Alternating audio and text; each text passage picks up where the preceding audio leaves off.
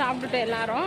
திருச்செந்தூரில் ரூம் எடுத்தங்க, அங்கேயே ஒரு ஹோட்டலில் சாப்பிட்டுட்டு எங்கள் ரூமுக்கு கிளம்பிட்டோம் எல்லாரும்.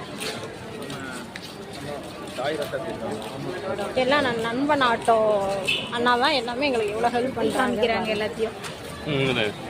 அவங்க வாங்கிட்டு வந்த ப்ரெஸ் ஆமாம், ஓப்பன் பண்ணி வீடியோ போட்டுக்கலாம். ஓப்பன் பண்ணி போட்டுக்கலாம், கொடுங்க.